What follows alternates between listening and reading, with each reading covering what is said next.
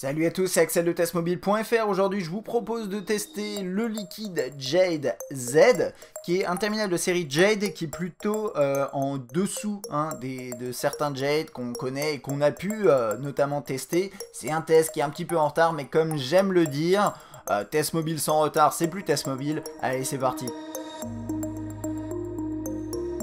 Dans la boîte, vous avez un petit peu de lecture, même pas mal de lecture, ça va être pas mal. On a un bloc secteur, un câble USB, micro USB et des écouteurs. C'est des intras que vous pourrez éventuellement utiliser puisque c'est des petits intras qui ont l'air un peu sympas. Je les ai pas testés comme d'habitude. À vous de voir ce que vous voulez en faire. Le Jade Z, c'est un terminal qui tourne sous Android. Et je vous dis pas encore la version d'Android parce que ça va être une surprise. On a un écran de 5 pouces 720p, c'est du IPS LCD, ça lui fait 294 ppi, il est protégé par Gorilla Glass 3. Il tourne sur un chipset de chez Mediatek, c'est le TM6732 si je me trompe pas. On est en quad-core 1,5 GHz, 8 Go de mémoire interne pour 1 Go de RAM, avec possibilité de mettre une micro SD pour arriver jusqu'à 32 Go de mémoire interne. Il y a aussi une version qui s'appelle le Z+, qui est en 16 Go, 2 Go de RAM, mais c'est pas la version que je teste aujourd'hui. On est également sur du 13 mégapixels à l'arrière, 5 mégapixels à l'avant, 1080p au niveau de la vidéo, et on a une petite, entre guillemets petite batterie de 2300 mAh, dual SIM en nano et compatible 4G. Le liquide Jade Z, c'est un terminal qui coûte environ 180 € aujourd'hui en nu. Bien sûr, les prix tendront à baisser, donc n'hésitez pas à regarder régulièrement les offres. Je vous mettrai d'ailleurs un lien dans la description si vous avez envie de l'acheter sur Amazon par exemple. Ok, parlons du design de ce terminal. On a quelque chose qui est assez cohérent par rapport à la gamme Jade, à savoir un design qui est assez bien travaillé en termes de finesse, d'élégance, malgré le fait que ce soit un appareil qui coûte pas très cher. On a un design fin, extrêmement fin, très fin, de 7,95 mm, et c'est un produit qui est très léger, il pèse 110 grammes, c'est très léger même pour un terminal de 5 pouces. Donc ça, je mets ça dans les points positifs parce que au final la finition est plutôt bonne. C'est un terminal qui offre une bonne finition. La batterie n'est pas amovible, ce qui est dommage, mais à la fois permet d'avoir ce rendu un petit peu solide, compact. On a un tiroir là qui permet d'accéder à tout ce qui est SIM et micro SD. Mais on va faire le tour du produit. Donc là-haut, on a la caméra frontale. Je vais zoomer un petit coup. Voilà. Caméra frontale, sortie audio. Logo Acer et tout se passe ensuite dans l'interface, vous le verrez après de toute façon. Ici on a le bouton de gestion du volume. Pour la touche on-off, verrouiller, déverrouiller, ça se passe sur le dessus, ce qui n'est pas ma position préférée, mais comme on est en 5 pouces, ça reste accessible. Jack, micro, le petit tiroir pour insérer donc les deux SIM et l'histoire de la micro SD. Alors là, pour être tout à fait honnête, je suis pas exactement sûr de comment se mettre les deux SIM. Là, je pense que ça va être la SIM, ça va être la micro SD. Est-ce qu'on peut mettre une deuxième SIM à l'arrière? C'est jouable. Pour le coup, honnêtement, j'ai un petit doute. N'hésitez pas à me le dire dans les commentaires. Dans tous les cas, normalement, ce terminal est dual SIM. C'est un classique d'ailleurs chez Acer.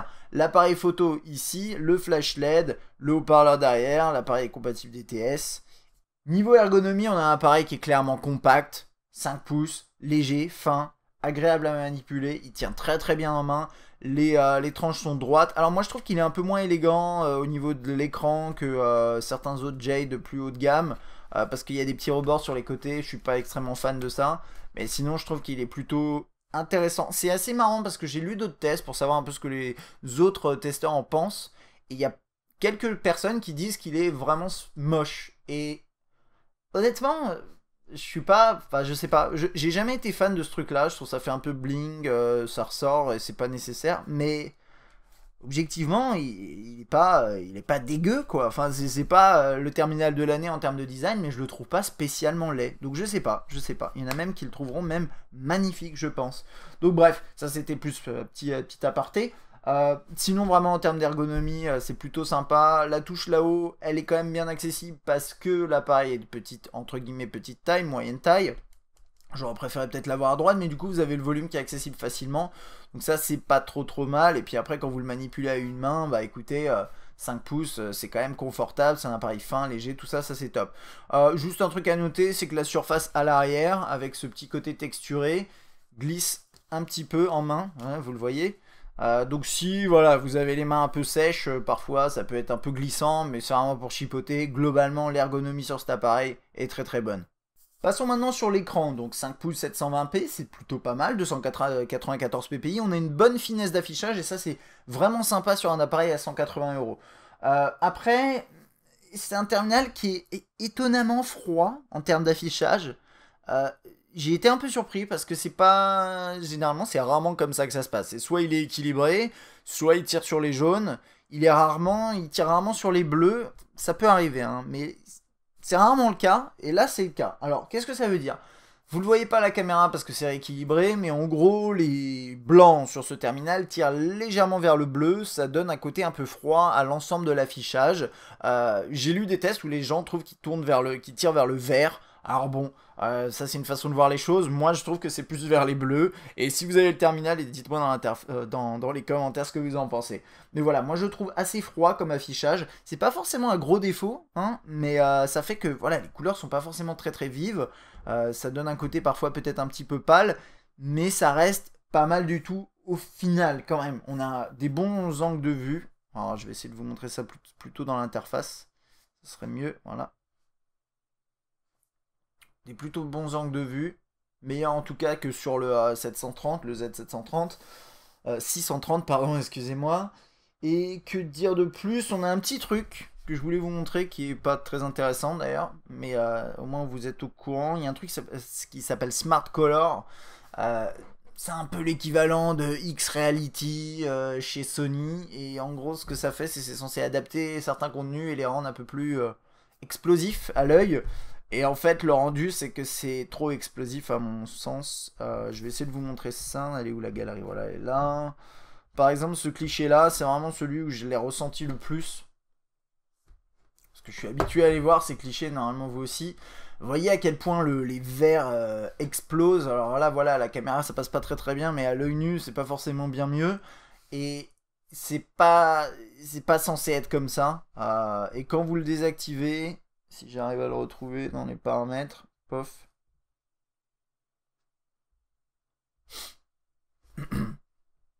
Voilà. Vous le voyez peut-être pas très bien, mais c'est beaucoup mieux. C'est beaucoup mieux, les couleurs sont plus proches de la réalité, donc voilà. Pour moi, c'est une fonction à désactiver. Elle est activée d'ailleurs par défaut, donc à désactiver à mon sens, si vous voulez avoir des couleurs un peu plus réalistes sur votre terminal. Bien sûr, si vous aimez bien avoir des images que vous regardez dans votre galerie avec un rendu très vif, très saturé, pourquoi pas. Mais testez avec Essent et vous ferez votre propre avis. Ok. On va passer aux fonctionnalités de ce terminal. Alors, je vais vous dire un truc, quand je l'ai lancé, j'ai regardé la version d'Android, j'ai été déçu, j'ai fait 3 ou 4 mises à jour, et je suis toujours aussi déçu. Parce qu'on tourne en 4.4.4, et je trouve ça quand même hallucinant qu'en 2015, les appareils soient pas encore sous le Lollipop. Je sais qu'il n'est pas sorti, il est sorti il y a quelques temps, donc c'est un test en retard, et donc c'est pour ça qu'il est sous une ancienne, entre guillemets, version d'Android. Cela étant dit, on est... fin 2015, normalement, Lollipop c'est un petit peu partout. Là, on est en train de parler de Marshmallow, s'il vous plaît. Donc voilà, je sais pas, j'ai pas de date de déploiement en tête. Je sais pas si c'est même prévu. Mais en tout cas, là, vous êtes sous KitKat. Et c'est un petit peu dommage, je trouve. Alors après, qu'est-ce qu'on a? On a une interface Android assez basique, avec quelques fonctions ajoutées par Acer, et on va en faire un petit tour. On va passer d'abord par les paramètres. Bon, on va regarder d'abord ici. Tiroir des notifications avec gestion ici, vous le voyez, Fente 1, carte SIM, etc. Toujours une gestion des différentes SIM. Ici, on a des options assez sympas. Donc, qu'est-ce que je peux vous montrer? Il y a ça, le mode de lecture. Ça, c'est un mode qui permet tout simplement de... Ça jaunit l'écran globalement pour le soir avoir l'œil un peu moins fatigué par la lumière bleue, blablabla, etc. Bref. Ensuite, vous avez Float Caller qui permet de rester en... Quand vous recevez un appel, vous pouvez continuer à faire ce que vous étiez en train de faire. C'est-à-dire que vous n'allez pas avoir l'écran d'un coup qui va dire vous avez un appel, ça va faire une petite pop-up. Et c'est assez confortable à l'utilisation, je trouve. Vous pouvez également modifier la présentation des éléments ici. Et puis après, on va aller dans les paramètres un peu. Vous avez les réglages de DTS.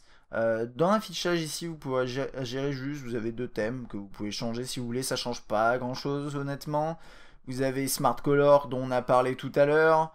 Petites options de personnalisation classiques ici que vous connaissez avec les effets de transition, répéter la transition, ce genre de choses.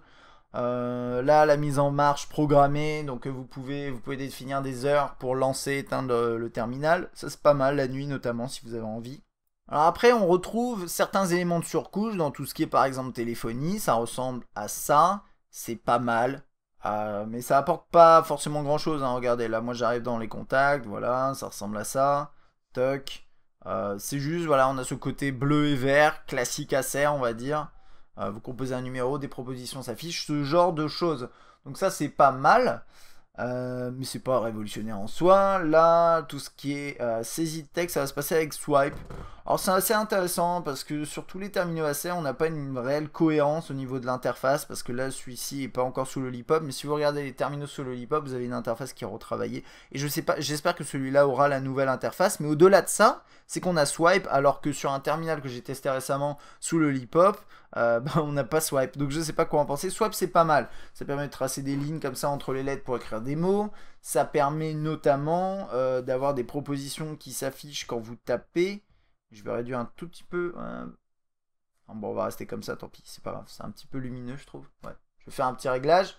C'est mieux, et donc voilà, ça permet de tout simplement deviner un peu ce que vous écrivez. Donc par exemple, je vais commencer à taper bonjour, mais j'écris mal, et il va me le proposer, ce genre de choses. Vous pouvez bien sûr le remplacer si vous ne l'aimez pas. On est dans Android, et on a cette liberté qui est plutôt sympathique. Ici, les applications qui sont proposées, avec les widgets juste là, avec différents tris d'ailleurs pour les applications, ce qui est plutôt bien pensé. Et on va du coup passer dans la liste ici et voir un peu ce qu'on peut faire. Bien sûr, l'accueil, hein, c'est du grand classique, hein, vous restez appuyé, vous personnalisez ça. Gestionnaire d'écran ici, vous avez la possibilité de mettre des widgets, des icônes, etc. etc. Bref, c'est du classique. Alors, Acer, comme souvent, installe pas mal d'applications non désirées. Alors bon, c'est un peu dommage, mais là par exemple ici, j'ai des jeux gratuits. Je sais pas si on peut la désinstaller, je pense que oui, mais il faudra accéder aux options des applications. Et ensuite après on a des applications Acer qui permettent de gérer vos fichiers en local et dans le cloud. Donc là par exemple, ça je suis pas connecté ici, mais c'est ABDocs, fichiers, musique, photo. À vous de décider si vous voulez les utiliser. Pour ce test, je peux vous les montrer. Donc là par exemple c'est le lecteur musical.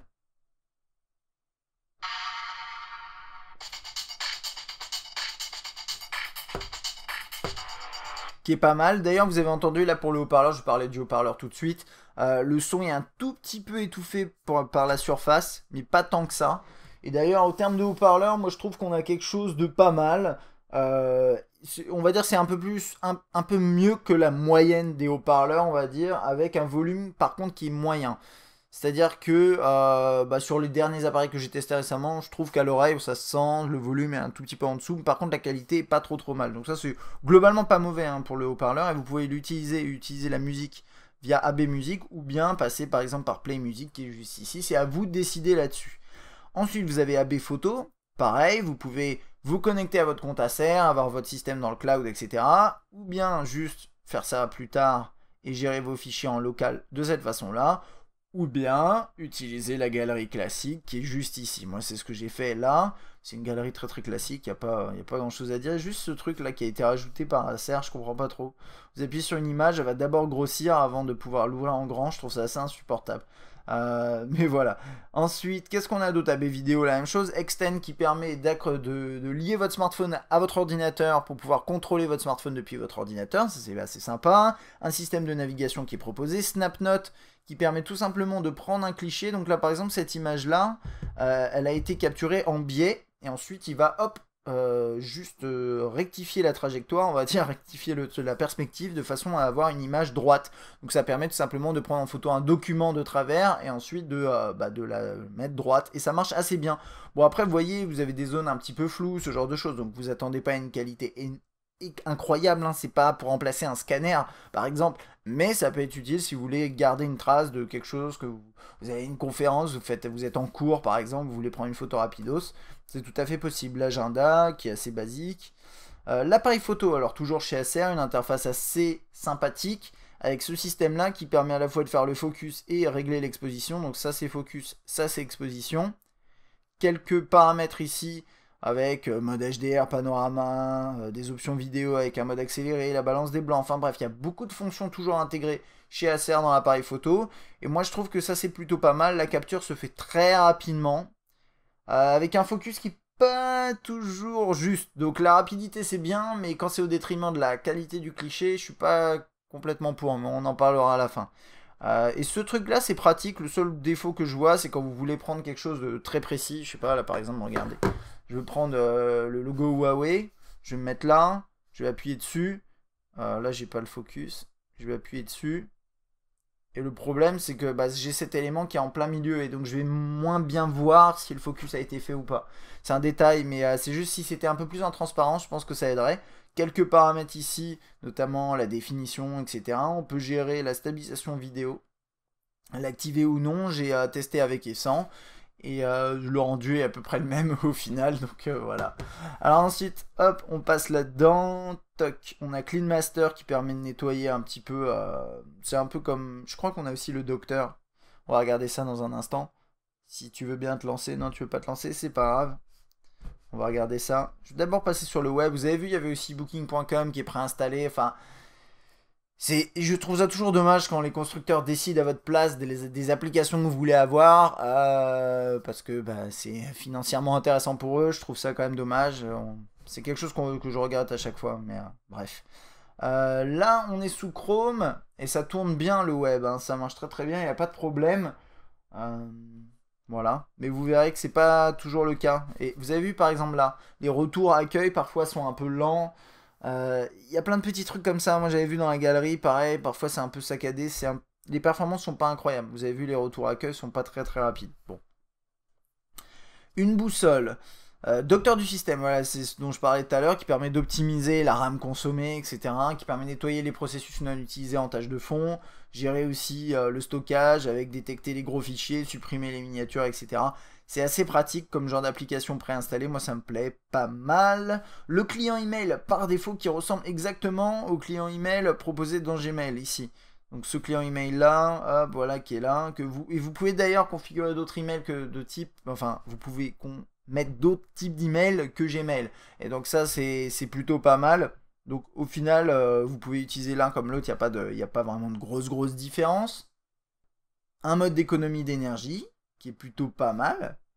Donc regardez, vous avez différents types. Conserver appels, SMS, activer les connexions de données. Donc quand vous dépassez une certaine quantité d'autonomie dans le sens inverse. Hein.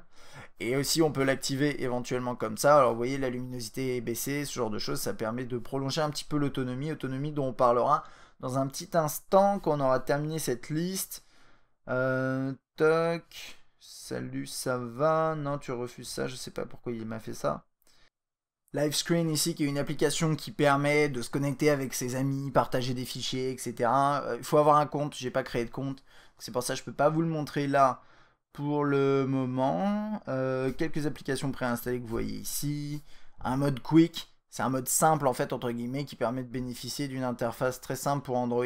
Si par exemple vous n'êtes pas familier d'Android, de l'interface qui peut vous sembler éventuellement complexe, ou bien vous allez offrir ce terminal à quelqu'un qui connaît pas, qui n'est pas familier des smartphones, etc. Ça peut être intéressant.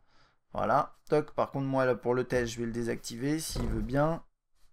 Et puis ensuite quelques applications ici qui ont été préinstallées par mes soins ou par les soins de Acer. Donc voilà, c'est à peu près tout pour les fonctionnalités. On a quelques trucs plutôt sympas. On a aussi un autre truc que j'ai dû désactiver, c'est dans l'accessibilité. Alors je ne vous conseille pas spécialement de l'installer, mais ça peut être utile pour certaines personnes qui ont peut-être des problèmes pour voir les petits caractères, etc. Vous activez ça, vous faites 3 appuis et vous pouvez ensuite voilà, afficher l'interface de manière plus grande. Mais si vous jouez à des jeux, par exemple, ça peut être dérangeant. Donc voilà, à voir en fonction de vos besoins si vous avez la nécessité ou pas de l'installer, enfin de l'activer.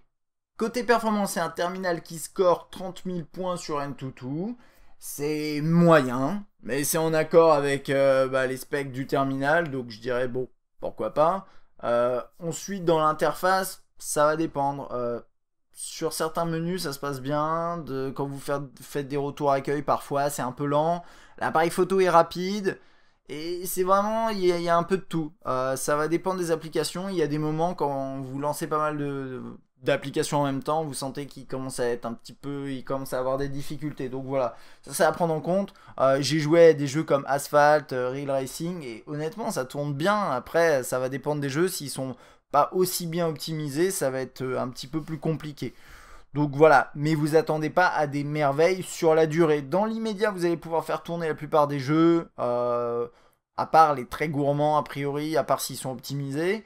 Maintenant, dans 2 ans, il y a des chances que ce soit bien plus compliqué. Donc à prendre en compte si vous décidez d'acheter ce terminal et que vous avez envie de jouer à des jeux, etc. Concernant l'autonomie de ce petit Jade Z, on a une entre guillemets petite batterie de 2300 mAh. Moi, ce que j'ai constaté au quotidien, c'est qu'on arrivait à avoir une journée, malheureusement, difficilement plus.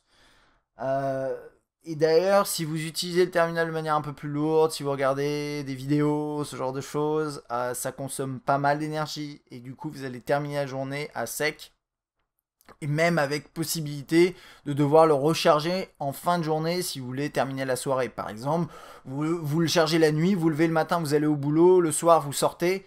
Honnêtement, il y a des situations où ça va être un petit peu compliqué de pouvoir prendre vos photos de soirée, par exemple. Et ça, c'est problématique, je pense.